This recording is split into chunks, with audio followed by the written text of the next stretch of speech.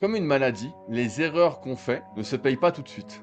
C'est très très rare de se blesser parce que tu as mis tes chaussettes. Celui qui progresse le plus, c'est celui qui ne se blesse pas. Et celui qui dure le plus, c'est aussi celui qui se blesse pas. La musculation m'a permis, via ma transformation physique, quand même de développer beaucoup ma confiance en moi. Quand j'étais jeune, j'étais plutôt introverti, plutôt timide, on va dire. Moi, j'ai beaucoup de personnes qui ont 40, 50 ans, qui se rendent pas compte qu'elles n'ont plus les capacités de faire quelque chose et qui demain se mettent à faire un foot ou un sprint, puis se déchirent un ischio, se déchirent un quadriceps, un droit antérieur. Bienvenue dans Corps et Conscience. Aujourd'hui, nous avons l'honneur de recevoir Rudy Koya, l'une des figures les plus emblématiques de la musculation naturelle en France, l'un des premiers à en avoir parlé sur Internet à travers son site Superphysique. Rudy prône un entraînement intelligent qui permet de durer et parle aujourd'hui de plus en plus de longévité. Bienvenue Rudy, est-ce que tu es prêt à nous partager tes meilleurs conseils? Salut Benjamin, déjà un grand merci de ton invitation et de ton suivi de, a priori, ces dernières années de mon travail.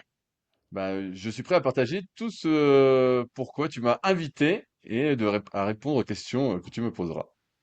Super, ça me fait très plaisir de pouvoir t'avoir aujourd'hui. Moi, quand j'ai commencé le sport vraiment et la partie musculation, j'ai regardé rapidement les personnes qu'il y avait sur Internet et t'étais l'un des premiers. Je suis né en 99, donc forcément, il n'y avait Je suis pas tout jeune! grand-chose pour commencer à regarder. Et t'étais l'un des premiers, donc ça me fait super plaisir de pouvoir échanger avec toi aujourd'hui. Donc Rudy, toi, tu es devenu coach sportif en 2006 et tu as lancé Superphysique en 2009. Qu'est-ce qui t'a amené à lancer ce site-là en 2009, 3 ans après avoir commencé le coaching? Bah, en fait, ce qui s'est passé au début des années 2000, il y avait beaucoup moins d'informations que maintenant. J'ose penser qu'elle était peut-être un peu plus qualitative, dans le sens où il n'y avait que des passionnés qui s'exprimaient. Mais en fait, on savait pas trop, en tant que pratiquant naturel, comment s'entraîner. Il y avait beaucoup de pratiquants dopés qui, c'était vraiment très tabou à l'époque. Ça l'est encore aujourd'hui pour beaucoup, mais pas complètement. Il y en a beaucoup qui jouent sur le fait qu'ils soient dopés et que ce soit cool, ce que j'estime pas du tout cool. Et donc, en fait, comme on n'arrivait pas à s'y retrouver parmi les conseils pour les pratiquants naturels, et qu'on était toute une bande de potes sur les forums, j'ai eu l'idée de créer le site Superphysique avec notamment le fondement, c'était la team Superphysique, de montrer ce qu'il est possible de faire naturellement sans dopage. En fait, après 5-10 ans d'entraînement, qu'est-ce qu'on peut espérer comme physique? Qu'est-ce qui peut être un vrai objectif? Et suite à cette idée-là, en fait, je me suis fait embarquer dans l'écriture d'articles de, de manière hebdomadaire pendant presque une décennie, avec une vidéo associée également chaque semaine sur mon compte YouTube. Et donc, c'est comme ça que s'est lancé Superphysique. L'idée, c'était vraiment de montrer qu'on pouvait faire naturellement. Et la deuxième idée, c'est de démocratiser les bonnes connaissances, entre guillemets, de les vulgariser pour éviter que des gens perdent du temps, comme nous on en avait perdu, à appliquer des mauvais conseils de pratiquants dopés. Donc, c'est comme ça que Superphysique est rapidement devenu, au début des années 2010, une référence et que tu as sans doute grandi en bonne partie avec durant ton adolescence. Ouais, carrément. Moi, vraiment, moi, j'ai eu la chance de faire beaucoup de sport en club, donc j'avais des conseils de préparateur physique et j'étais encadré, on va dire. Mais c'est pas le cas de tout le monde et on peut vite s'y perdre et avoir du mal à trouver les bons conseils. Donc c'est clair que ton site a eu un impact énorme en France sur toute une génération et peut-être même aujourd'hui encore sur la plupart des jeunes, même s'il y a TikTok qui donne aussi pas mal de conseils aujourd'hui. Donc, tu as lancé ça en fait parce que tu as vu qu'il y avait beaucoup de pratiquants dopés qui donnaient des conseils pas adaptés ou c'était juste bourrin, pas du tout de compréhension du corps et tu as voulu changer cette approche-là, donc ce que je trouve vraiment top. Et toi, tu t'es rapidement orienté sur ce qu'on appelle l'analyse morpho-anatomique, donc de comprendre son anatomie pour mieux adapter les mouvements, de comprendre son corps et de pouvoir appliquer des bons exercices. Donc, comment est-ce que tu as réussi à populariser cette approche-là et comment est-ce que tu t'es dit, bah, il faut passer par cette partie-là pour que les gens s'entraînent mieux? Alors, il y a plusieurs facteurs qui m'ont amené à développer cette partie-là de mon activité. La première, c'est que au tout début, sur le net, donc au début des années 2000, il y avait très peu de forums. Et sur l'un d'eux, il y avait Michael Gundin, que j'ai eu comme mentor pendant quelques années, qui était et qui est toujours passionné de bodybuilding, à ma connaissance. Et lui, tous les jours, il animait le forum Planète Muscle. Et il mettait des photos de bodybuilders professionnels. Et le jeu, c'était de dire un peu ce qu'on voyait. Qu'est-ce que vous voyez? Euh, et donc, des fois, il y avait un professionnel qui s'était déchiré un muscle. Il fallait qu'on trouve quel muscle était déchiré. Qu'est-ce que ça avait impliqué en termes de compensation. Donc, tu vois, déjà, c'était l'année quoi? 2003, 2004, 2005. Michael mettait ça tous les jours. Lui, c'était vraiment. Pareil, aujourd'hui, on rigole parce que je remets du contexte, mais aujourd'hui, il y a des photos tous les jours, il y a des milliers de photos de tout le monde. En 2003-2005, quand il y avait une photo sur le net, c'était presque un événement, quoi. Quand tu avais une photo d'un bodybuilder pro euh, hors saison ou à l'approche de la compétition, c'était waouh, incroyable. Tout comme les vidéos quand elles sont arrivées sur le site Muscular Development d'entraînement, ben, on les téléchargeait parce on avait peur que ça disparaisse. On se disait, mais c'est incroyable. Ah, nous, on achetait des DVD et j'ai encore plein de DVD derrière moi. Je m'explique que j'ai pas regardé depuis longtemps. Et donc, Michael a été un peu l'initiative. Et progressivement, deuxième facteur, c'est que je me suis rendu compte que je réagissais pas comme les autres. Comme je suis beaucoup plus grand que tout le monde, donc je suis 1,95 m, j'ai des longs segments, des longues jambes et des longs bras, bah, j'ai rapidement eu des douleurs. Alors, la douleur, il y a une grande partie génétique, une sensibilité individuelle propre à chacun. Et j'ai vu que je réagissais pas comme tout le monde en fait aux efforts. On me disait faut faire du squat complet. Je n'ai jamais réussi à faire un squat complet. Et aujourd'hui, je comprends pourquoi, avec toutes les connaissances que j'ai pu accumuler, plus que la morphoanatomie également. Et donc, ça m'a poussé en fait à me spécialiser pour me comprendre dans les différences qui existaient entre individus et qui existent toujours. Et plus j'avance, tu vois, ça c'était les premières analyses morpho que j'ai fait, c'est 2010. Là, on est en 2026. Les différences entre individus, je suis devenu, je veux dire, entre guillemets, un sacré spécialiste.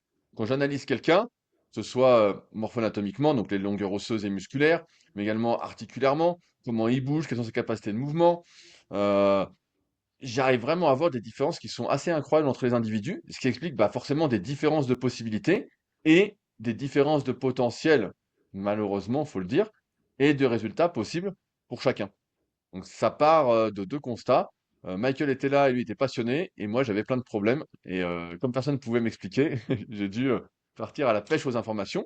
Ce qui fait que progressivement, en 2010, j'ai commencé à faire des analyses, et j'ai mis quelques années avant de vraiment codifier celle-ci dans le tome 1 de la méthode Superphysique, donc qui est toujours disponible sur mon site rudicoya.com. Ça, c'était en 2016. Et depuis, je forme les futurs coachs au sein de ABD Formation notamment, en CQP, en BPGEPS et en DEGEPS, sur l'analyse morphologique. Et donc là, j'ai refait toute une mise à jour, étant donné que depuis 2016, j'ai dû analyser des centaines et des centaines de personnes en plus. Et j'en ai fait même une formation en plus pour ceux qui suivent pas ces formations-là, qui est la formation Super Analyse sur mon site, pour ceux qui s'intéresseraient de voir à quoi où j'en suis en termes d'analyse et qui souhaiteraient s'analyser pour voir que malheureusement ou heureusement, ils sont faits pour ou pas pour. Trop bien, trop bien. Et je vais rebondir sur ça. Déjà au niveau de l'analyse morpho-anatomique, pour que les personnes qui suivent pas du tout comprennent bien, en fait, chaque corps est différent. Chaque corps réagit un petit peu différemment d'un point de vue génétique. Ça, ok, on le sait. Il y a des personnes qui prennent du muscle plus facilement, très bien. Mais c'est aussi que on n'a pas tous les mêmes bras, tous les mêmes membres. Et là, Rudy, du coup, toi, tu avais un souci au niveau du squat, bah forcément, quand on est super grand, vous pouvez regarder quelques vidéos de Rudy et on le voit quand il est à côté d'autres personnes, on se rend compte que oui, 2 mètres, quelqu'un de musclé comme Rudy à 2 mètres, c'est rare, on le voit pas souvent. Et forcément, quand on fait du squat, c'est beaucoup plus difficile. Et c'est pas du tout le même fonctionnement. Au niveau des fémurs, ça va bloquer à un moment, ça va être plus compliqué. On va avoir on va se retrouver positionné comme ça et ça le fait pas. Donc, il y a des mouvements qu'on peut plus ou moins faire en fonction de son anatomie, il y a des mouvements sur lesquels on va plus ou moins bien réagir. Donc ça, c'est hyper important de le comprendre et c'est ce que fait énormément Rudy. Et ensuite, au niveau de ce que tu fais avec ABD Formation, donc ABD Formation, c'est l'école de formation de coach sportif qui a été lancée par Aurélien Broussal. On a fait un épisode avec Aurélien Broussal si vous suivez le podcast. D'ailleurs, mettez 5 étoiles ou abonnez-vous au passage au podcast et vous pouvez retrouver cet épisode-là dans les épisodes précédents. Donc toi, aujourd'hui, tu es spécialisé là-dedans et ça a commencé par une problématique personnelle où tu n'as pas trouvé de réponse à tes questions et donc tu t'es lancé à 200% là-dedans. Est-ce que ça te plaît toujours autant de faire ça? Ou est-ce que c'est un peu répétitif? De former, c'est vrai que j'interviens maintenant dans beaucoup de lieux, donc je commence à en avoir un petit peu marre de me répéter. Mais quand je suis sur le terrain à analyser des gens, tu sais, quand j'ai un cours CQP, des fois il y a 20 élèves, donc ça me fait analyser 20 personnes, je leur apprends à s'analyser. J'espère qu'ensuite ils vont s'en servir sur le terrain. Pour moi, c'est toujours hyper intéressant. Je suis toujours je sais pas si c'est le mot, mais interloqué, subjugué, de voir les différences. Ça, c'est Mm. vraiment. Alors après, je reviens sur quelque chose que tu as dit. La morphoanatomie, donc l'analyse des longueurs osseuses musculaires, peut expliquer en partie pourquoi on peut avoir du mal sur certains mouvements. Comme tu l'as dit, quand on a des longs fémurs, par exemple, bah, il faut plus de mobilité de cheville, de mobilité de hanche pour compenser cette longueur de fémur pour pouvoir faire un squat. Et souvent, malheureusement, encore une fois, ce sera peut-être le mot du podcast, bah, j'ai remarqué que c'était pas compensé. C'est que moins on était doué pour quelque chose, et ben moins on était doué. Et même si on peut développer sa mobilité, c'est une grande mouvance du moment, il n'empêche qu'on part pas tous avec les mêmes bases et qu'on peut pas tous aller aussi loin en termes de développement de mobilité. Ceux qu'on voit qui sont hyper mobiles, souvent ont des prédispositions ou une entraînabilité supérieure à la plupart des gens, sans compter le temps que ça demande, qui n'est pas possible par beaucoup d'individus. Mais c'est vrai que ouais, ça fait longtemps que je me répète sur le sujet, mais tu sais, plus tu te répètes, plus tu deviens expert, plus tu deviens pédagogue, mieux tu arrives à vulgariser. Et c'est ce qui fait que bah, ces dernières années, depuis la sortie du tome 1 de la méthode superphysique ou du livre Le guide de la musculation naturelle, j'avais fait une grosse partie dessus aussi, bah, j'ai beaucoup progressé en termes de compréhension, de transmission. Et ça, je pense que c'est plutôt cool. Génial. Oui, la mobilité, c'est clair que c'est long à se développer. Et encore une fois, petite précision pour ceux qui nous écoutent ou nous regardent, la mobilité, ça vient des muscles, des ligaments, des articulations, du cartilage. Donc on a tendons, muscles qui vont pouvoir se, se, se développer, enfin gagner en mobilité grâce aux étirements. Mais après, tout ce qui va être cartilage, ligament, ça va être plus long, beaucoup plus long. Un muscle, il va s'adapter en 2 semaines déjà, il s'étire un petit peu. Mais pour un ligament, faut compter 4 à 6 mois, quoi. C'est très très long. Pour du cartilage, c'est pareil, c'est long, donc il faut vraiment prendre le temps pour faire ce travail de mobilité. Pour toi, au niveau de ce que tu fais en morpho-anatomie, ça change quoi concrètement au niveau d'un entraînement? Si une personne arrive, s'entraîne avec un programme préfet de quelqu'un qui a des bons résultats, mais qui n'est pas adapté à son anatomie, tu dirais qu'il il perd quel pourcentage de progression? Je sais qu'il n'y a pas de pourcentage précis hein, comme réponse, mais est-ce que tu peux nous en dire un petit peu plus sur l'impact de la morpho-anatomie et du bénéfice qu'on a à en tirer dans ces entraînements? En fait, comme une maladie, les erreurs qu'on fait ne se payent pas tout de suite. C'est très très rare de se blesser parce que tu as mis tes chaussettes. Si tu te fais mal au dos quand tu mets tes chaussettes, c'est que ça fait des semaines, voire des mois que tu as dépassé tes capacités. Ça se fait seulement ressentir maintenant sur un geste anodin. Mais c'est pas de mettre tes chaussettes qui t'a fait mal. Or, quand on s'entraîne sans tenir compte de sa morpho-anatomie, de ses capacités de mouvement, bah, ça peut tenir un temps. Et parfois, ça peut tenir même plusieurs années. Mais à un moment, tu vas être rattrapé par ta morpho-anatomie. La règle très simple, j'essaie de la simplifier, c'est la relation tension-longueur qui explique que nos muscles ne peuvent pas exprimer beaucoup de force lorsqu'ils sont très étirés ou très raccourcis. Donc, par exemple, quand j'ai la cage thoracique, donc les côtes qui sont assez courtes, que j'ai les bras, notamment les avant-bras très longs, bah, si je fais un développé couché, j'ai le coude qui est très en arrière. On voit, je le montre à l'écran pour ceux qui regarderont le podcast. Et donc là, je peux pas avoir beaucoup de force. Mes muscles, peu de myofilaments peuvent se connecter entre eux. Et donc, une grosse partie de la charge est supportée par nos tissus conjonctifs, ce qu'on appelle les fasciales, les aponeuroses, etc., qui sont moins à même de développer de la force qu'en plus dans la transmission, et dont une partie de leur entraînement, comme l'explique mon ami Valentin Copin, motion thérapie expert, bah, peuvent être entraînés. Sauf que c'est pas le même entraînement, c'est pas les mêmes contraintes pour entraîner le tissu conjonctif, les tendons et autres, que pour les muscles. Donc, si j'ai pas envie, ou que j'ai pas le temps, ou que je n'y prête pas d'attention, ou que j'utilise toujours des amplitudes qui sont supra, entre guillemets, physiologiques, bah, progressivement, je vais me détériorer, mes tissus conjonctifs, me créer des pathologies, voire des blessures articulaires. C'est ça le principal risque de ne pas tenir compte de sa morphoanatomie, et ça ne va pas dans le sens de la longévité.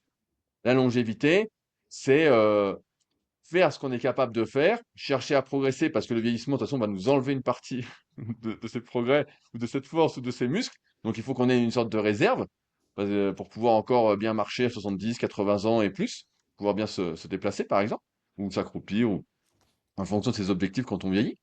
Et c'est ça, en fait, le problème, c'est que à un moment, si tu t'entraînes pas par rapport à ta morphoanatomie, bah, tu vas le payer. Parce que une blessure, comme une maladie, c'est plein de petites erreurs, c'est plein de petits micro-traumatismes qui à un moment s'accumulent et à un moment, bah, ça fait boum, quoi. Mm. Et on croit à tort qu'on peut revenir, on pourrait avoir une deuxième chance, mais on le sait tous. J'aime bien l'analogie avec la maladie, mais quand tu développes un cancer ou autre, il y a très peu de chances d'en guérir. Alors des fois, il y en a qui en guérissent, mais la plupart des gens vont pas en guérir.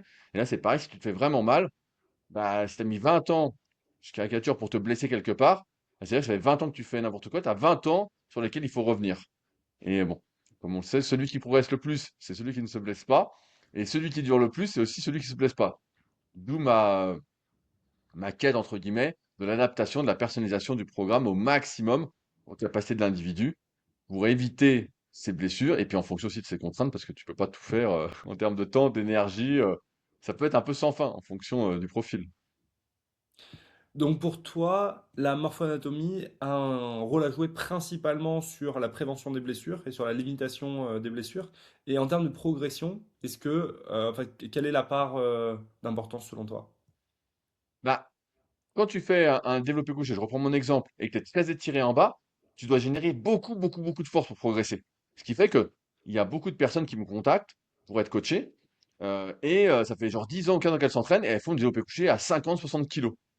Avant, quelqu'un qui n'y connaît pas grand-chose dirait, bah, c'est parce qu'il s'entraîne pas bien, il n'a pas la bonne méthode d'eau, il n'a pas le bon programme. Mais en fait, la force qu'il doit générer à chaque répétition, qui est en rapport avec l'amplitude qu'il utilise, bah, est tellement importante que les progrès, en fait, peuvent pas se faire ou du moins sont minorés. Alors que si tu utilises une bonne amplitude, comme souvent la bonne amplitude pour les pecs, c'est quand le coude est à 90, hein, on voit les meilleurs au développé couché, ils sont comme ça, ils font ça, et puis ils sont très très forts, ils sont jamais étirés. Bah là, tu progresses beaucoup plus vite. Donc, tu as vraiment une fuite d'énergie quand tu utilises trop d'amplitude par rapport à tes longueurs osseuses et musculaires, qui fait que tes progrès sont ralentis, minimisés, et que tu peux te retrouver au bout de 10-15 ans à pas être super fort, en tout cas sous les barres, et pas avoir un développement musculaire si c'est l'objectif, en adéquation avec ton investissement. C'est pour ça que je suis vraiment pour l'adaptation de l'amplitude, du moins pour le développement de la force et le développement musculaire, à sa morphoanatomie et ses leviers osseux, pour vraiment pas se retrouver dans ces positions de faiblesse dans lesquels il faut aller encore une fois pour se renforcer, mais pas quand on cherche à prendre du muscle, pas quand on fait ces séries en tout cas pour se développer musculairement. Très clair. Donc, pour quelqu'un qui cherche à prendre du muscle, ce qu'on entend souvent sur les réseaux sociaux, c'est qu'il faut aller chercher le plus d'amplitude possible. Toi, tu dis Ouais, non, c'est pas ouais, non. exact, parce que Ah en ouais, c'est pas allant vrai, non. chercher le plus d'amplitude possible, on va se retrouver à avoir une énorme force à générer, donc beaucoup de fatigue nerveuse et moins de tension mécanique sur le muscle et plus sur les tissus conjonctifs que là où on recherche vraiment la prise de muscle. Et donc l'idéal, c'est d'aller trouver la bonne amplitude qui correspond à sa morphoanatomie. Donc si on a une cage thoracique plutôt courte et des bras plutôt longs, on va aller chercher moins loin en arrière pour pouvoir prendre plus de muscles. C'est bien ça. Ouais, alors après, on n'a pas dit aussi, mais là, on parlait que des os, mais tu as aussi la relation de longueur entre les différents muscles. En fait, il y a une amplitude utile pour chaque groupe musculaire. Si on reprend l'exemple du développé couché, parce que ça parle à tout le monde, vu que tous les hommes veulent des gros pecs, on sait pas trop pourquoi, mais c'est en rapport avec le deltoïde antérieur qui est ici. Et en fait, ils ont une sorte de compétition entre les deux. Tous les muscles qui interviennent sur un même mouvement sont en compétition. Ils travaillent de concert, mais également à différents pourcentages, en fonction des longueurs de chacun. Et on peut imaginer que quelqu'un qui aurait l'avant d'épaule très long, le deltoïde antérieur qui serait très en oblique comme ça, bah lui, quand il descend ici, je caricature un peu, j'arrive à le faire, on voit que là, ça m'étire tout de suite l'avant d'épaule. Et on sait que l'étirement, un léger étirement, favorise le recrutement. Donc là, je serais plus sur les pecs, par exemple. Alors que si je suis là, là, je me mets bien, je fais ça. Là, on voit que je suis pec, je suis pec, je suis pec. Et là, on voit, hop, ça étire. Donc Hmm. là, on voit que mon amplitude utile pour les pecs, bah, elle s'arrête avant que l'avant d'épaule s'étire. En tout cas, si je suis plus avant d'épaule que pec. Pour moi, c'est moins gênant vu que je suis plus pec que épaule. Mais ouais, et ça, pareil, quand tu fais les biceps, bah, est-ce que tes muscles avant-bras sont longs? Est-ce que ton biceps est court? Souvent, ça va te perdre, malheureusement. Il y a des exceptions. Mais ouais, il y a des relations comme ça partout dans le corps, ce qui fait que utiliser le plus d'amplitude possible, si c'est l'objectif, c'est vraiment de prendre du muscle, ça correspond à très très peu de personnes. Ça correspond à très... Parce qu'encore une fois, aller chercher de l'amplitude avec des poids lourds, l'entraînement des tissus conjonctifs, c'est un autre entraînement. Hmm. C'est pas je descends avec 180 au squat et puis je fais des reps, etc. Il y a tout un continuum isométrique qu'on a développé dans le guide ultime du tendon sur rudicoya.com en termes d'articles. et qu'il faut suivre. Sinon, bah, progressivement, si on fait que ces muscles, entre guillemets, bah, on devient faible, on n'arrive plus à encaisser. Et je l'ai vu malheureusement avec les années. T'es encore jeune, Ben, donc c'était 99. T'as pas connu la Coupe du Monde 98, mais moi j'ai beaucoup de personnes qui ont 40, 50 ans qui se rendent pas compte qu'elles n'ont plus les capacités de faire quelque chose et qui demain se mettent à faire un foot ou un sprint, puis se déchirent un ischio, se déchirent un quadriceps, un droit antérieur. En fait, ça peut aller très très vite parce qu'encore une fois, on n'est pas aussi renforcé que ce qu'on pense et qu'avec les années, en plus, on devient de plus en plus faible, on perd en fait tout ce qu'on n'entraîne pas. Carrément. Ouais, sur ça, moi, la plupart de mes clients ont 40-50 ans, hein, donc c'est au cœur de ce qu'on fait. Et on fait pas mal d'isométrie, pas mal de chaises notamment, qui est un super exercice au niveau longévité et qui permet de limiter avec le temps les risques de chute, les blessures au niveau du genou. Et c'est un super exercice que je recommande. Et après, on fait aussi pas mal d'entraînement avec beaucoup de répétitions, ce qui est plus intéressant au niveau des tendons et du tissu conjonctif. Donc ça, c'est plus ce que j'ai l'habitude de faire que de la muscu pure avec de l'hypertrophie à gogo, bodybuilding, je sais pas du tout ce que je fais. Voilà pour ça. Ouais, donc pour toi, on peut carrément stagner en fait pendant des années si on s'entraîne sans prendre en compte sa morpho-anatomie. On peut bloquer sur certains mouvements. Bon, il y a des muscles sur lesquels ça arrivera à moins. Je pense par exemple au triceps. Il y a moins de raisons peut-être qu'on bloque sur le triceps. Et encore que si on a du mal à bien cibler les portions sur lesquelles on a le plus de... Enfin, je pense à quelqu'un qui aurait un chef-long assez peu développé, en fait, assez peu long. S'il focus que là-dessus, avec que de l'extension de face, peut-être qu'à un moment, il faudrait changer d'exercice et trouver les bons exercices. Donc, pour tout muscle, ça peut être intéressant, mais sur les pecs ou le squat, c'est vraiment super pertinent et très intéressant d'avoir ta vision là-dessus. Maintenant, toi, à titre personnel, quand tu t'es lancé dans la musculation et dans tes vidéos, tu as souvent parlé de vivre pour soi, de vivre dans ses objectifs, d'accomplir en fait ce qui nous permet d'être alignés. Pour toi, comment est-ce que la musculation, ça a été un outil de développement personnel pour te sentir mieux? En fait, la musculation m'a permis, via ma transformation physique, quand même, de développer beaucoup ma confiance en moi. Quand j'étais jeune, bah, j'étais plutôt introverti, plutôt timide, on va dire. Et c'est vrai que avec les années passant, en me développant bien au-delà de ce que je pensais possible, en prenant de la force bien au-delà de ce que je pensais possible, et puis en montant aussi bah, des projets entrepreneuriaux. Donc, comme tu l'as dit, mon premier site en 2006 sur le coaching à distance, quand ça n'existait pas. Ensuite, Super Physique. Ensuite, la marque de compléments, Super Physique Nutrition. Euh, Bah, tout ça m'a donné effectivement une grande confiance en moi et qui s'accentue bah, au fur et à mesure, on va dire, des années, ce qui peut apparaître des fois comme de l'arrogance ou autre. Mais j'ai énormément confiance en mes capacités aujourd'hui. Et la confiance, c'est savoir qu'on peut compter sur soi. Euh, et ça, c'est vrai que je l'ai appris très très vite. Comme je disais, bah, dès 17 ans, j'ai une blessure au genou. Et ensuite, bah, je me suis un peu retrouvé confronté à moi-même parce que je me suis bien rendu compte que personne allait prendre soin de moi si ce n'est moi-même. Donc, donc c'est là aussi que ça corrobore à ce qu'on disait au début du podcast. J'ai dû prendre les choses en main et compter sur moi-même. Et quand tu comptes sur toi-même, donc tu vois, tu peux compter sur toi-même, bah, tu développes ta confiance en soi. Et c'est vrai que la muscu, peu importe l'objectif, en fait, quand on voit qu'on progresse par ses efforts, ça permet de remettre un peu de justice dans ce monde qui est très injuste parfois, où tu peux faire des efforts et où ces efforts, bah, en fait, ne sont pas récompensés. Alors parfois parce que c'est pas les bons efforts, pas au bon moment, au bon endroit avec les bonnes personnes. euh, mais la muscu, en tout cas, ou même l'activité cardio, permet de voir des progrès qui peuvent être assez rapides, visuels, et donc ça améliore un peu ta confiance en toi pour d'autres projets. Très clair. Ben, pour moi, la confiance, elle est plus passée par les sports de combat que par la muscu. Bon, c'est un peu plus bourrin en même temps. Il faut, il faut avoir l'envie quand même d'aller sur un ring pour se prendre des coups. Donc forcément, la muscu a moins joué dans la confiance en moi que j'ai pu avoir. Mais c'est clair que le sport de manière générale, ça aide énormément et ça aide à se sentir bien. Et je comprends que ça a eu un impact aussi important sur ta confiance. Et super, super que tu te sois lancé à 200% là-dedans et que tu aies pu t'améliorer grâce à ça. Maintenant, toi, tu as vu défiler plein de modes au niveau des sports, CrossFit, HIIT, tout ça, mais tu es resté beaucoup plus sur la muscu et aujourd'hui encore, il y a l'Irox. L'Irox, ça fait 2-3 ans là, que c'est le nouveau sport vraiment à la mode. Qu'est-ce qui fait que pour toi, la muscu, ça reste le cœur enfin, un des meilleurs outils de santé et le cœur de ce qu'on peut faire en termes de progression sur le physique? En fait, la musculation au sens large, parce que le CrossFit, l'Aerox, plein d'autres activités peuvent s'apparenter à de la muscu. C'est comme l'haltérophilie ou la Oui, c'est un force. mix. Voilà. En fait, ce qui se passe, c'est que la musculation, c'est une activité hyper rentable. Tu peux faire n'importe quelle activité physique. Tu peux faire de l'aviron, tu peux faire du kayak, dans un milieu dans lequel j'ai beaucoup navigué, tout ça. Et en fait, certains vont se développer musculairement, mais parce que ça fait 20 ans qu'ils en font et ça s'est construit petit à petit. Ils ont fait des milliers de répétitions, ils ont compensé le manque de tension, on va dire, par plus de volume. C'est un peu comme le cyclisme. T'en as qui développent des super cuisses en faisant du cyclisme Ah parce oui. qu'ils accumulent les heures, ils n'arrêtent pas, ils n'arrêtent pas, ils n'arrêtent pas. Et la muscu, bah, en fait, t'as pas besoin d'en faire autant.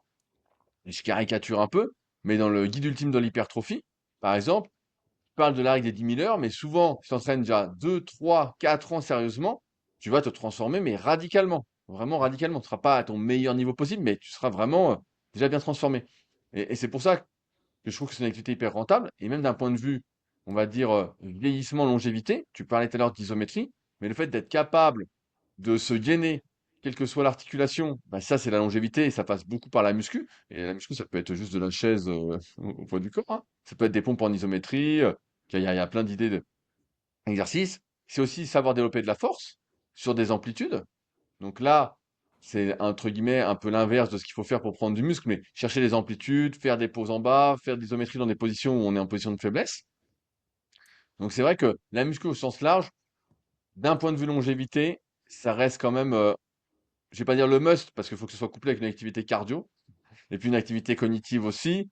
Bref, la longévité, c'est pas juste les muscles et la force, mais personnellement, j'y reviens, j'y reviens, j'y suis toujours, parce que c'est une activité avec laquelle j'ai grandi, ayant commencé la musculation avant mes 14 ans.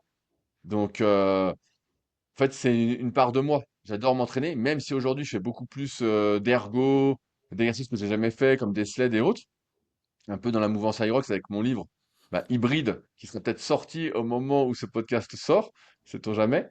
Je dois recevoir mon exemplaire d'ici 4 jours au moment où on enregistre, donc j'espère qu'il correspondra à ce que je souhaite.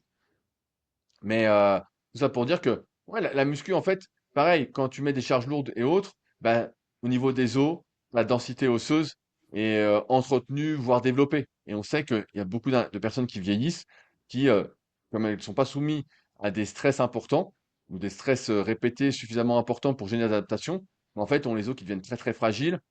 Et si elles se cassent quelque chose, elles tombent par terre, elles se cassent par exemple le col du fémur, et on sait qu'il y en a qui peuvent pas se relever, et malheureusement qui meurent au sol comme ça parce qu'elles sont en plus seules. Donc Et, ouais, et la muscu a a de nombreux avantages, tu vois. carrément. Et j'ajouterais sur le col du fémur, au-delà de ceux qui se relèvent pas et qui décèdent sur le sol comme ça, un col du fémur cassé à plus de 50 ans, c'est quasiment 50% de décès dans l'année. Donc ça veut dire que une fois que le col du fémur est cassé, c'est 40% à peu près le chiffre officiel, bah, on a quasiment une personne sur deux qui s'en remet jamais. Donc c'est hyper important de faire attention à son corps avec l'âge et de prendre soin de son corps. Et là, tu as abordé un sujet qui est intéressant, c'est la densité osseuse par rapport à la muscu. On pense souvent aux muscles liés à la musculation, mais la musculation, ça a aussi un impact sur tout le corps. Un muscle est attaché par le tendon à l'os, et le fait de tirer à chaque fois sur les os, ça permet d'aller produire plus de minéraux qui vont composer nos os, et ça permet d'améliorer la densité osseuse. Et donc c'est hyper important aussi de s'entraîner pour ça. Maintenant, sur la muscu, je te suis à 100%, c'est rentable, c'est un sport qui est hyper intéressant, qui permet de pouvoir durer dans le temps. La longévité, pour moi, au niveau sportif, elle dépend de deux facteurs principaux. C'est à quel point je vais être musclé pour lutter contre la sarcopénie, et deux, c'est à quel point je vais avoir une bonne VO2 max, donc une bonne capacité cardiovasculaire, pour faire simple. Et ça dépend de l'endurance, donc tu l'as dit, entraînement cardio à côté. Moi, ce que je fais la plupart du temps avec mes clients, c'est qu'on couple les deux et on rajoute un petit peu de course ou de marche et on fait beaucoup de circuits training, mais de circuits training avec de l'intensité où on va s'entraîner sur 20-30 minutes, vraiment court, et on va coupler de la muscu avec un petit peu de cardio. Ça permet d'avoir du fun parce que c'est important pour des personnes qui n'aiment pas le sport, qui n'ont pas le temps pour ça, de retrouver un petit peu du plaisir dans dans leur pratique. Ça permet d'avoir de la variété à chaque fois, de ne pas rester à chaque fois à faire les mêmes séances répétitives. Et ça, je sais que ça a traumatisé beaucoup de personnes qui se sont forcées à la muscu, pas forcément de la bonne manière. Et ensuite, ça permet aussi de rentabiliser encore plus qu'une séance de musculation. Parce qu'une séance de musculation, quand on fait des pauses à chaque série et qu'on fait de la... Vraiment, prenons séance d'une heure où on fait 6 exercices, bah là, l'avantage, c'est qu'en 20 minutes, on peut faire ces six mêmes exercices plus rapidement et avoir un niveau de résultat en termes de musculation qui est très similaire. Un peu moins, hein, forcément, niveau hypertrophie. Si on a moins de force nerveuse, bon, on pourra moins mettre de charge et on sera moins performant, on aura moins de réaction. Donc, Non, mais c'est c'est... c'est un bon compromis, le circuit training, hein. Souvent, dans les cours que je donne en CQP, quand je fais la conception de programme, je leur dis pour des gens qui manquent de temps, c'est un excellent compromis pour justement mixer cette composante musculation et cardiovasculaire. C'est sûr que là, et tu fais bien de l'aborder parce que j'en vois pas beaucoup passer, alors que ouais, ouais, c'est un super compromis quand tu manques de temps. Et puis, comme tu l'as dit, ouais, ça rend l'entraînement ludique, rapide, t'as pas le temps de faire des pauses et de t'ennuyer. Puis bon, c'est, ça a été éprouvé depuis bien longtemps. Hmm. Ah, mais moi j'adore, hein, franchement, pour les clients qu'on en accompagne, c'est génial. Ils font leur séance, ils se disent, bon, allez, 20 minutes, je m'y mets. Au début, ils n'ont pas l'envie, et petit à petit, ils trouvent le plaisir, le goût. Donc, par rapport à la muscu, ça aide quand même à avoir des personnes qui sont plus impliquées, qui le font mieux sur le long terme. Maintenant, toi, niveau longévité, donc là, tu as 38 ans, c'est bien ça? C'est bien ça. C'est-à-dire, ok. Donc, tu as 38 ans, tu as changé un petit peu ta manière de t'entraîner. Là, tu as ajouté un peu plus de cardio. Tu t'amuses un peu plus, on va dire. Pourquoi est-ce que dès 38 ans, tu te soucies de ta longévité? Bah, parce que en fait, ce qui compte sur le malheureusement sur le vieillissement, en tout cas sportif, c'est le nombre d'années depuis lequel tu pratiques. Et donc, comme j'ai dit, moi j'ai commencé à 14 ans. Euh, j'ai commencé à 14 ans parce que j'avais des blessures déjà que j'avais quand je faisais de l'athlétisme. Je me suis déchiré, j'ai fait ma première déchirure, j'avais 10 ans au mollet. Ouais. Ensuite, j'ai eu deux anthésopathies aux ischios, donc une de chaque côté. Et puis j'avais fait les fameuses épines calcanéennes, entre guillemets, qui sont pas vraiment des épines, mais bref, c'est le terme qui est retenu de manière populaire. Et donc, quand j'ai commencé la muscu, et en fait, bah, j'ai toujours eu des petites gênes. Je me souviens qu'à 15 ans, j'avais déjà un peu mal à l'épaule, quand c'était développé couché. Et donc, j'ai toujours eu ce truc de vouloir durer. Même si parfois je me suis emporté à faire du soulevé de terre dos rond très lourd, etc. Ce que je recommande absolument pas. Et encore une fois, pour moi, il n'y a pas trop de débat sur le sujet. Euh, mais en fait, ça fait quand même 4 ans que je m'entraîne. Et donc, je sens que c'est plus comme avant. Tu vois, d'un point de vue récupération, c'est pas comme la personne qui commence à 35 ans. Elle sait pas qu'elle a perdu en récupération. Moi, je sens que comparativement à 20 ans, quand j'ai une petite gêne, il faut vraiment que je m'en occupe. Je peux pas la laisser traîner.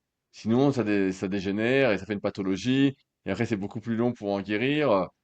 Donc, à cet aspect-là. Après, il y a aussi le fait qu'en muscu classique, bah, je progressais plus trop. Donc, ça fait depuis 2017 hein, quand même que j'ai ralenti beaucoup la muscu. Vu que je fais toujours 2, 3 séances par semaine, plus de tout le reste. Mais donc, quand tu progresses plus dans une activité, bah, forcément, tu es moins motivé. Donc, tu trouves d'autres activités dans lesquelles tu peux progresser. Donc, c'est comme ça que j'ai fait du kayak, avec mon site secretdukayak.org, qui est le seul site sur le kayak. Euh, Ensuite, bah là, j'étais arrivé au bout, donc je faisais pas mal d'ergo. Puis il y a l'aérox qui est arrivé, donc j'en ai fait. Je sais pas si je vais pouvoir continuer avec mes petits soucis de genoux. Mais ouais, en fait, après, la longévité aussi, c'est que j'ai grandi euh, un peu dans ce milieu-là. Mon grand-père a toujours été très orienté santé. Il a son potager depuis que je suis gamin. Comme j'avais entendu dans un podcast, il m'avait offert quand j'avais demandé des bouteilles d'huile de colza parce que lui, il en mettait toute la journée sur ses légumes. J'étais très vite sensibilisé sur ce sujet de la longévité et parce que je sais aussi que, même si j'ai que 38 ans, j'ai eu l'exemple de beaucoup, beaucoup de personnes qui sont soit malheureusement décédées du jour au lendemain, donc tu sais que ça va très vite, ou d'autres qui perdent progressivement leur capacité et qui peuvent plus du tout faire ce qu'elles souhaitent faire. Elles ont du mal à marcher, elles ont du mal à se déplacer, elles ont du mal à réfléchir. Et donc, je réfléchis plutôt aujourd'hui, comme on l'avait expliqué dans le Super Physique Nutrition Podcast, un podcast que j'ai qui sort tous les vendredis, où on raconte nos péripéties avec mon associé ou avec mes compatriotes comme Clément. Euh, et bah, tu te rends compte, tu dis voilà, est-ce que à 60 ans, je pourrais toujours faire ce que je fais? Et c'est plus ça aujourd'hui qui me m'anime entre guillemets, même si des fois bah, je suis déraisonnable, parce que c'est pas parce que je fais du cardio que je fais des séances de rigolo. je fais des séances qui sont beaucoup plus dures que la muscu quand même. Avec le recul, je trouve que c'est beaucoup plus dur hein, quand tu te fais des 4 fois 2000 ou des 6 fois 1000 à fond. À C'est des 100%. séances qui sont costauds. Mais c'est vrai que ça m'intéresse parce que je sais encore une fois, comme j'ai dit tout à l'heure, que une fois que tu es blessé ou que tu as une maladie, il y a, c'est compliqué. C'est Mm. compliqué. Tu vois, ben, c'est comme les gens qui mangent n'importe quoi et puis qui se disent, ouais, c'est pas très grave, regarde, je suis bien physiquement. Il y a toujours des exceptions. Ils disent tout va bien. Non, là, tu es en train de te créer un sacré, une sacrée place aux maladies, que ce soit cardiovasculaire, cancer, vraiment la totale neurodégénérative. On sait, entre guillemets, quels sont les facteurs qui vont propager ou encourager le développement de ces maladies. Et le but, bah, c'est de les repousser le plus longtemps possible, en fait, le plus loin possible. Et c'est pour ça que ça m'intéresse aussi, parce que qu'est-ce qui me fait plaisir au quotidien? J'aime bien bah, écrire des articles, j'aime bien faire des podcasts. J'aime bien trouver des réponses à mes questions, donc écouter d'autres podcasts, lire des articles, lire des livres. Puis j'aime bien m'entraîner. Donc ça, je vais pouvoir le faire le plus longtemps possible. Si je peux pas le faire, bah, d'un coup, la vie a beaucoup moins d'intérêt. Et comme on a quand même cet inconscient de la survie, bah, après, tu essayes de survivre, mais si tu survis moins bien, c'est quand même moins cool. Donc ouais, j'ai toujours baigné un peu dedans. En fait, même quand j'étais gamin, je lisais déjà les bouquins aux éditions Thierry Souquard, Santé, mensonge et propagande, Cholestérol, mensonge et propagande, Les mensonges et propagande. J'ai fait toute une série comme ça. Euh, les bouquins sur le cholestérol de Delorgeril, de Michel Delorgeril, le médecin. Bref, j'ai toujours été intéressé par ces sujets-là. Et c'est vrai que bah, je suis toujours très intéressé de voir, même si, grosso modo, on sait très bien ce qu'il faut faire pour durer. Ce qui est sûr, c'est qu'il ne faut pas trop forcer en muscu avec des poids trop lourds. Faut vraiment s'appliquer sur la technique. Faut faire du cardio, mais faut pas non plus se tuer parce que ça peut fatiguer le cœur aussi, hein. Le cœur, c'est un muscle, il n'est pas infatigable non plus. On sait qu'il faut être suffisamment mobile par rapport à ce que tu souhaites faire. On sait qu'il faut pas trop manger. Faut manger sain, faut manger bio, local, pas de plat industriel, faut pas fumer, faut pas boire. On sait tout ce qu'il faut faire. Après, dans l'application, c'est plus dur parce que on est des humains, on est des êtres sociaux et on essaie aussi de se fondre en partie dans sa communauté ou en tout cas dans les gens qu'on apprécie. En tout à vous de sportif. Carrément, je comprends pourquoi du coup tu t'intéresses autant à ta longévité dès maintenant. Mais en tout cas, c'est génial de t'y intéresser parce qu'en fait, ce qu'on voit, c'est que quand on a 60 ans, 70 ans, c'est compliqué de d'améliorer sa longévité en bonne santé. Pour certains, c'est presque trop tard. Maintenant, on arrive aujourd'hui avec certaines personnes qui ont Alzheimer, qui ont des maladies neurodégénératives, à améliorer leur situation et faire en sorte que ça se guérisse, quoi. Mais comme enfin, Alzheimer, je prends l'exemple. Alzheimer, aujourd'hui, on dit qu'il n'y a pas de traitement. Si, il y a des traitements. On sait quoi faire, on sait ce qui marche. Mais le truc, c'est que comme c'est pas des médicaments, on dit qu'il n'y a pas de traitement. Parce que la réalité, c'est que Alzheimer, pour cet exemple-là, c'est une maladie qui est multifactorielle. Et on a identifié les différents facteurs, résistance à l'insuline, toxines, métaux lourds et différents autres facteurs qui font que le cerveau petit à petit va produire des plaques d'amyloïdes et être en mauvaise santé et ça va plus fonctionner. Mais tous ces facteurs-là, on est capable de réagir sur chacun de ces facteurs et faire en sorte d'inverser la tendance. Et tout ce que tu fais aujourd'hui, tout ce que tu dis, bah, c'est tous les principes qui permettent de lutter contre les maladies neurodégénératives, les maladies cardiovasculaires, le diabète et bon, les cancers, c'est un peu plus compliqué, on va dire. Les cancers, il y a quand même une grosse partie qu'on ne comprend toujours pas, avec de grosses causes génétiques, environnementales et où on ne sait pas forcément ce qui va se passer. Il y a des personnes qui font tout bien et qui du jour au lendemain, paf, cancer, qui partent, malheureusement. Mais pour une partie, on va dire que ça permet aussi de prévenir certains cancers. Donc tout ce que tu fais aujourd'hui, forcément, ça peut que te permettre d'améliorer, enfin de diminuer ton taux de morbidité. Et ça te permet aussi d'améliorer ta longévité en bonne santé. Donc ça, c'est super intéressant. Et tu le prends au bon moment. Bon, forcément, tu es un sportif. Mais ce que je veux dire, c'est que c'est pas à 50 ans, 60 ans, quand on commence à avoir des maladies, que c'est le plus intéressant de s'y intéresser. Attention, je dis pas que c'est trop tard. Mais je dis que plus on s'y intéresse tôt, mieux c'est. Donc franchement, c'est génial que tu commences à penser à ça, à changer tes entraînements par rapport à cette question-là, tout en gardant du plaisir dans tes entraînements. Et niveau entraînement, donc aujourd'hui, toi, tu fais 3 séances de muscu par semaine, du cardio. C'est quoi globalement ton programme hebdomadaire? Alors là, en ce moment, ça va faire peur parce que je m'entraîne vraiment beaucoup, mais en gros, le lundi, je fais ski erg difficile et ensuite je fais vélo facile.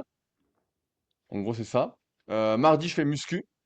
Si la séance est pas trop longue, que j'ai pas trop traîné, parce que des fois, tu as gonflé la récup, parce que c'est dur. Donc, c'est une muscu un peu haut du corps. Hmm.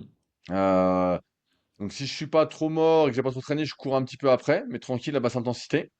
Donc, ça dépend vraiment des semaines. Mercredi, c'est le vélo difficile. Et souvent, j'en profite pour faire pas mal de mobilité après, de hanches, du renforcement chaîne postérieure, du bas du C'est corps. quoi vélo difficile? C'est vélo en salle avec Ouais, ouais, ouais, là, en, c'est un bike erg. Et là, en ma dernière fatigue? séance, ouais, là, c'était un 2 fois 10 minutes pratiquement à fond, récup 3. Ok. Donc, avec l'échauffement et tout, ça me prend un peu plus d'une heure pour le vélo. Ensuite, le jeudi, c'est ma séance basse intensité en ce moment où je fais les 3 ergos. Donc là, hier, c'était par exemple 8 kilomètres de ski erg, 8 kilomètres de rameur, et j'ai rajouté 30 minutes de vélo, voilà, pour finir.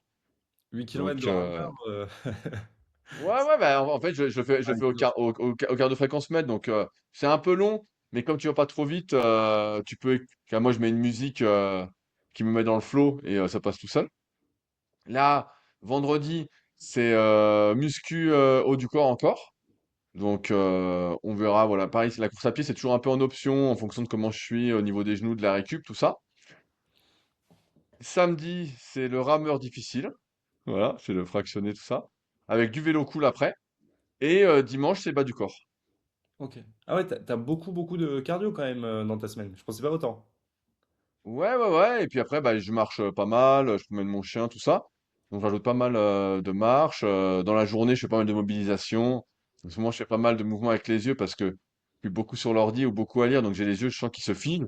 Et je sens que ça perturbe un peu je vais un peu loin, mais ça perturbe un peu mon équilibre. Tu vois, comme je fais pas mal de kayak l'été, bah, je sens que les yeux sont un peu si t'arrives pas c'est les yeux qui t'équilibrent. Voilà, je vais le dire comme ça. Et donc, je fais pas mal de trucs pour les yeux aussi. Je fais pas mal de travail sans, enfin bon, je fais plein de trucs que la plupart des gens pourront pas faire parce qu'ils n'ont pas le temps. Mais moi, comme c'est mon travail et que je teste plein de choses pour voir ce que ça fait et ensuite pouvoir tester sur d'autres personnes et voir où ça amène pour essayer de prioriser, bah, j'arrête pas de faire des trucs. Génial.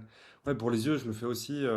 En fait, coach sportif aujourd'hui, c'est l'ordi principalement. Donc, Voilà, voilà. Non, mais c'est vrai, en partie. Et mais donc, ça, t'as les yeux, tu vois, qui fatiguent, pas qui fatiguent, mais qui deviennent rigides, en fait. Et je me souviens que Christophe Cario, déjà à l'époque, je sais plus quel bouquin que j'ai derrière de lui, en parlait. Et à l'époque, je me disais, putain, faut travailler les yeux aussi. Je dis, mais on s'arrête plus. Et bon, comme d'habitude, Christophe avait raison, les avait yeux, raison, comme presque toujours. Les yeux, je fais un exercice tout bête et je le fais bon, en conduisant. C'est pas, ne faites pas ça, hein. Mais je regarde mon doigt et en fait, je tiens mon volant comme ça, je regarde mon doigt et je regarde la route, je regarde mon doigt, je regarde la route. Et le fait de regarder près, loin, ça permet de travailler l'accommodation, j'allais dire acclimatation, l'accommodation des yeux, ce qui permet de renforcer les muscles des yeux et de ne pas perdre en capacité oculaire. Et ça, c'est un petit exercice qu'on peut faire. On n'est pas obligé de le faire au volant, hein. Mais moi, je le fais pendant que je conduis. Au moins, j'en profite pour tous les jours, quand je prends la voiture, bah, pour continuer à travailler mes yeux. Et sur les ordis, le mieux, c'est de faire des pauses. C'est pas facile. On est dans un projet, on est pris pendant 1 heure. Bon, c'est bien, on dit une pause par heure, d'aller marcher, boire un coup et regarder un petit peu au loin, regarder la nature pour détendre les yeux et faire en sorte qu'ils restent pas figés. Et niveau entraînement, du coup, tu fais pas mal de ski erg sur la semaine. Le ski erg difficile, qu'est-ce que tu fais comme séance? Donc, le ski erg, pour ceux qui savent pas, je précise, c'est la machine, vous avez peut-être vu ça dans vos salles, c'est une machine qui permet de reproduire un peu le mouvement du ski. C'est pour ça que ça s'appelle ski. Il y a deux cordelettes avec des poignées sur lesquelles on tire et on a ça sur les compétitions d'Irox. Du coup, il y a du ski erg. Ouais, ouais, bah, en fait, quand je dis difficile, c'est une séance fractionnée. Donc là, ça fait pas si longtemps que j'en fais. Ça fait peut-être, on est quoi? Là, on est là, ça fait peut-être, ça fait peut-être 8 mois, 8 9 mois que j'en fais. Et donc, bah, au début, c'est les séances un peu classiques pour voir qui était celle qui est dans le skier, qui est le 10 fois 500 récup 1. Ensuite, quand j'avais stagné, j'avais fait 6 fois 1000 récup 2. Quand j'ai stagné, j'ai fait 4 fois 2000 récup 2. Ensuite, j'ai fait 3 fois 3000 récup 2. Ensuite, j'ai fait 2 fois 5000 récup 2. Voilà. Et sur la séance difficile. Et là, bah, je suis redescendu. Et là, tu vois, j'ai fait ma. Donc, j'étais repassé par 4 fois 2000. Là, les 6 fois 1000 j'ai fini. Et donc là, j'ai repassé à 10 fois 500 récup 1. Et donc, bah, là, ça a suffi à me faire progresser, tu vois. Ça me suffit à me faire même exploser en termes de perf, sachant qu'en plus, bah, j'ai le gabarit pour. Les ergos, c'est pour les grands lourds. C'est pas compliqué. Après, il faut la caisse, forcément. Et c'est là que j'ai encore pas mal de travail. Mais même techniquement, je me suis vu, là, j'ai vu que j'ai des trucs que je peux encore corriger. Mais ouais, ouais, en fait, je fais ça et j'aime bien. En fait, le ski erg, c'est quand même un exercice de muscu du haut du corps. Tu vois, on s'en rend pas compte, mais ça, on n'en fait jamais. Mais quand je fais le ski erg, je finis vraiment, je suis Ah, hyper les triceps. congestionné. Bah, tout le haut, tu vois, c'est vraiment comme un pullover, tu vois, ça fait vraiment ça. Et donc, vraiment, tu sens, ça fait pec, ça fait triceps, ça fait le grand dorsal. Donc, quand je finis, je suis tout congestionné. Donc, je me dis, ah bah tiens, et des fois, je fais des petites stories comme ça en rigolant sur Instagram en disant, bah voilà, j'ai pu faire que du ski erg, hein, je sais pas à quoi ça sert de faire le reste. Moi, je sens surtout les triceps. Après, je pense qu'au maximum, j'ai dû faire 1500 mètres, 2000 mètres, hein. Bon, Ah ouais, ouais, donc, j'ai pas fait beaucoup. Rameur, oui. Rameur, j'en ai fait pas mal. Et ça, je l'ai vu dans mon ancien club de boxe. On avait fait un petit concours. Et j'avais eu le record poids moyen. Enfin, et il y a un poids lourd, un mec, il était deuxième mondial WBC.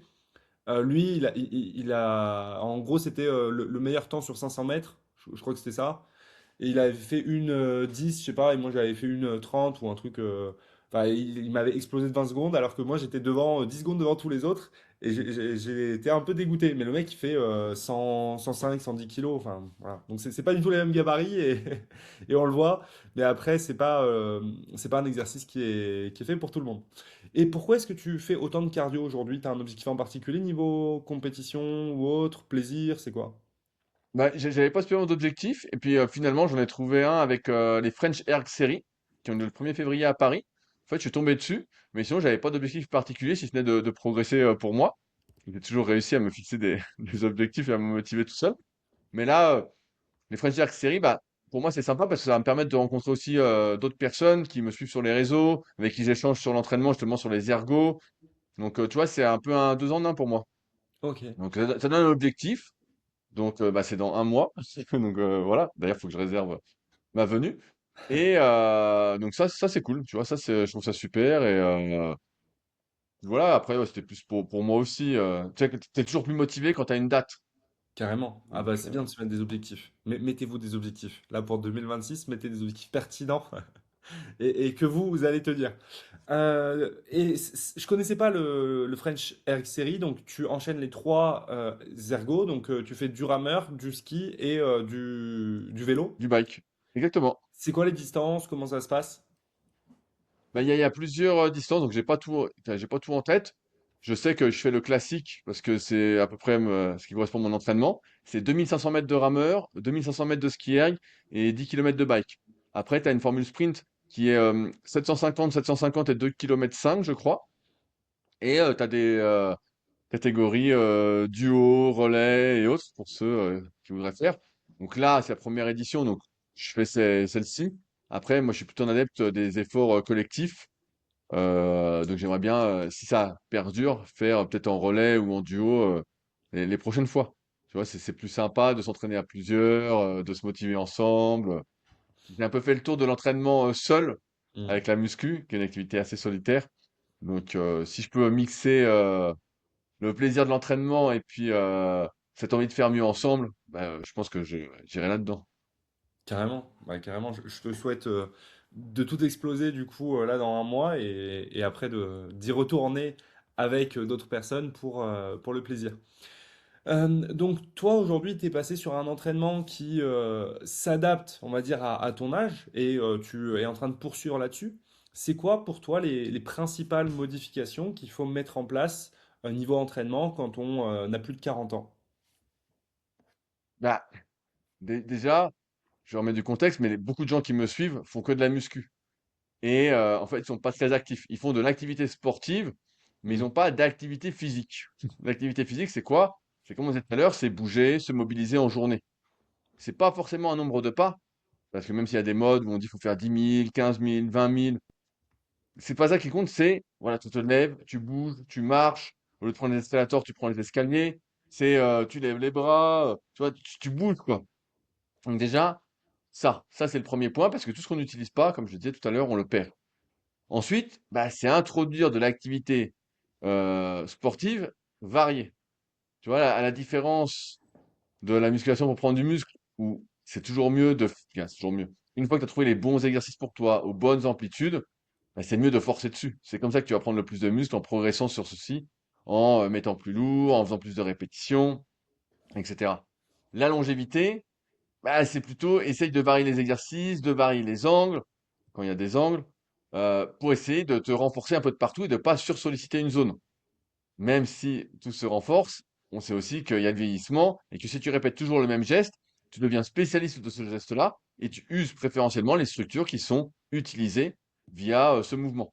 Donc, faut pas hésiter aussi à varier, à se dire, par exemple, je fais 3 semaines de développé couché, je donne un exemple à la con, puis après je fais 3 semaines d'incliné, et puis un coup je fais 3 semaines de dips, dans une petite longévité.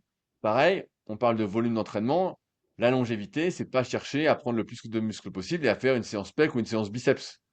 Alors moi, j'aime bien faire ça encore parce que c'est mon truc, mais si je m'entraîne vraiment pour la longévité, je ferais un full body ou vraiment un half body avec un exercice par groupe musculaire à la rigueur 2, en variant les angles, et j'éviterais donc de mettre trop de volume parce que le volume joue aussi dans l'usure.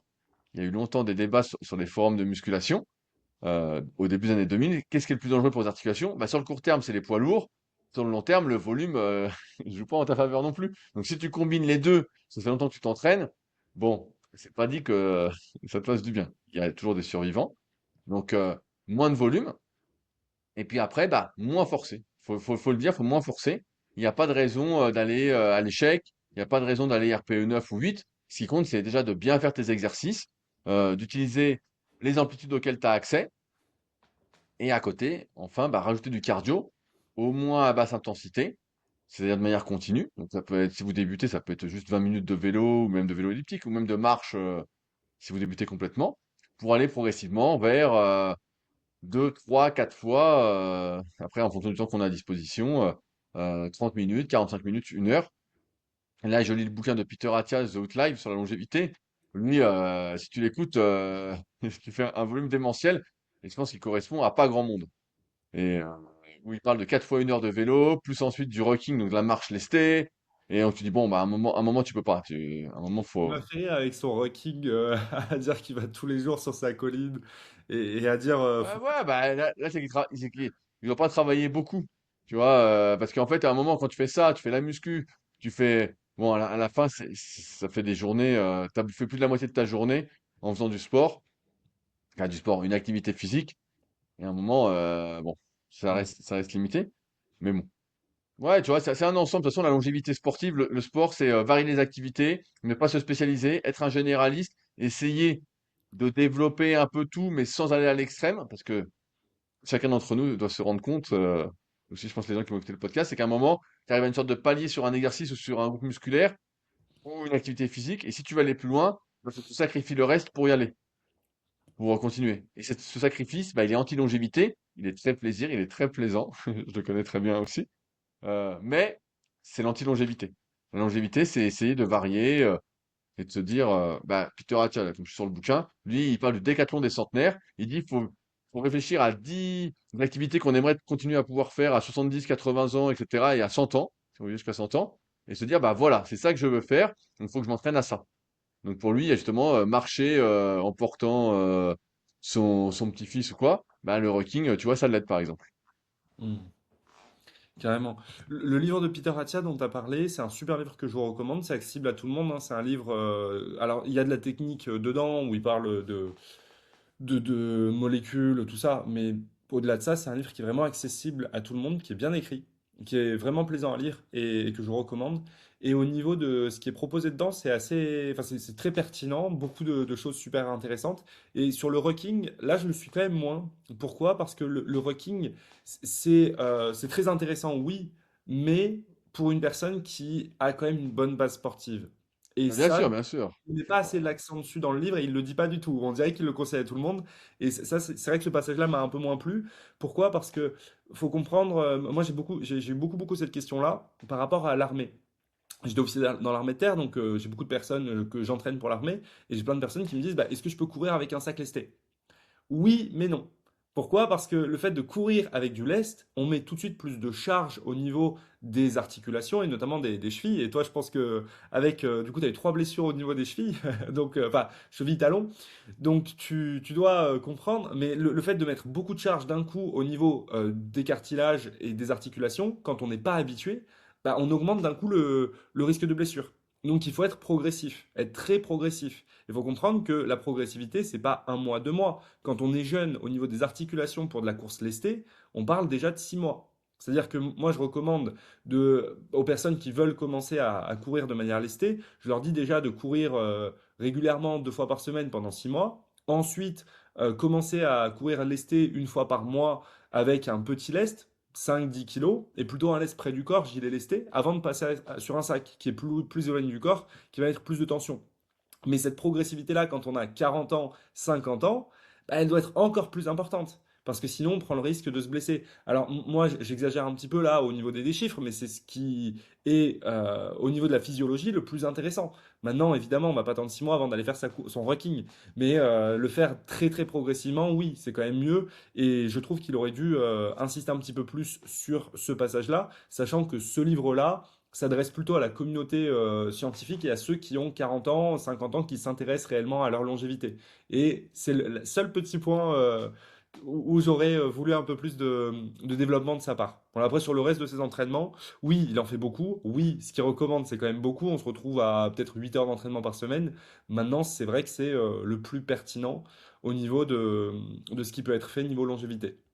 Donc là, tu l'as terminé ce livre ou tu es sur la fin? Je suis sur la partie, je suis sur la partie nutrition, je suis au bout. Je Bah, pense pas que ça révolutionne ma nutrition, mais la partie nutrition, honnêtement, j'ai rien, voilà, aucune révélation. Mais par contre, la dernière partie, je l'ai trouvée très intéressante sur la partie mentale et sur son histoire personnelle. Franchement, très sympa. Et ça m'a un peu donné des idées aussi de ce qui pouvait être fait au niveau du mental. Parce que ça, c'est un sujet dont on parle assez peu, mais le mental, c'est aussi un point sur lequel il faut travailler tout au long de sa vie pour être bien, pour rester aligné et pour rester heureux. Toi, qu'est-ce que tu fais niveau mental aujourd'hui, ou respiration, bien-être, qu'est-ce que tu testes, qu'est-ce que tu as en place dans ta vie? ouais, je peux pas dire que j'ai mis des choses en place, mais bah, j'ai envie de dire que d'un point de vue mental, je lis beaucoup de livres. Donc, tu vois, d'un point de vue cognitif, pour moi, genre, tous les jours, je lis, tous les jours, j'écoute des podcasts et tous les jours, j'écris. Déjà, c'est pas mal. Après, j'avais commencé à mettre en place un peu de cohérence cardiaque, mais j'ai du mal à m'y tenir parce qu'en Ouais. fait, c'est un truc de plus auquel je dois penser. Mais là, on voit que ça fait du bien. Quand tu fais ça, on voit que ça fait du bien. Après, en dehors de ça, je fais rien de particulier. Je fais Hmm. rien de particulier. Voilà, Alors, faut pas te cohérence mentir. cardiaque, respiration, tout ça, moi en général, je le recommande une fois par semaine. Parce que tous les jours, tu tiens pas. C'est compliqué, difficile. Mais moi, ce que je fais tous les jours, par contre, et où j'arrive globalement mieux à m'y tenir, c'est simplement de regarder la nature et de me poser en respirant un petit peu tranquillement, mais sans chercher à méditer, sans chercher à vraiment travailler sur ma respiration. Juste me poser dehors, regarder des arbres, regarder la nature, marcher un petit peu en extérieur. Et ça, c'est plus facile à tenir parce qu'il n'y a pas de notion d'exercice. Il n'y a pas de notion de, et c'est juste un relâchement et je trouve que ça fait déjà du bien. Alors forcément, c'est moins bien que la cohérence cardiaque, moins efficace que de la méditation, mais un exercice, il faut comprendre qu'il est bien quand il est écologique et qu'on arrive à le tenir dans le temps. Et ça aussi, c'est un point important, c'est réussir à faire ce qu'on fait sur le long terme et à tenir. Et toi, Rudy, si tu as réussi à faire tout ce que tu fais euh, aussi longtemps, c'est aussi parce que c'était adapté à ton mode de vie et ça, clairement, c'est un point qui est important. Donc là, au niveau entraînement, toi, tu arrives à être régulier sur toute l'année, justement? Ouais, ouais, ouais, moi j'ai aucun souci. Ouais, encore une fois, ceux qui me connaissent pas, moi ça fait depuis 2006 que je travaille sur Internet, en bonne partie, même si j'ai ma salle, j'ai mon CQP, etc. Et donc, toute ma vie, mes journées se sont construites progressivement. Et donc, comme j'ai ma propre salle, j'ai aucun souci à aller m'entraîner. Tu vois, hier on était 1er janvier, bah, j'étais m'entraîner. Le 31, je me suis entraîné. Et j'ai pas de souci avec ça. Après, je peux ne pas m'entraîner. C'est plus une priorité non plus. Et parfois, un jour ou deux de repos peut faire du bien. Mais ouais, j'ai pas de souci avec la régularité du tout, hein. C'est vraiment pas. C'est comme l'alimentation. J'ai pas de problème avec ça. Et c'est quoi tes tips pour... parce qu'aujourd'hui, tu gères énormément de choses. Donc là, de ce que tu fais aujourd'hui, pour le kayak, je savais pas. Je l'ai découvert sur ce podcast que tu avais un site sur le kayak. Mais du coup, tu as ce site sur le kayak, super physique, tes livres, le podcast que tu tiens, les vidéos que tu publies. Enfin, ça fait déjà beaucoup de choses. Comment est-ce que tu arrives à organiser tes journées? Comment est-ce que ça se passe? Et c'est quoi ton fonctionnement au niveau entreprise? Je travaille surtout le matin. Donc, je dis souvent que si je me lève à 7h30, c'est déjà trop tard. Donc, je me lève avant. Voilà. Moi, je À, travaille du matin. Donc, le matin. Tu dis? à quelle heure? Je me lève vers 6h30, entre 6h30 et 7h en général. Un peu Ok. plus tôt l'été. Mais voilà, moi, je travaille du matin. Donc, tous les matins, c'est là que j'ai les idées, c'est là que je produis, etc. Après, pareil, je produis très vite. Parce que ça fait plus de 20 ans. Mon premier article, c'est 2004.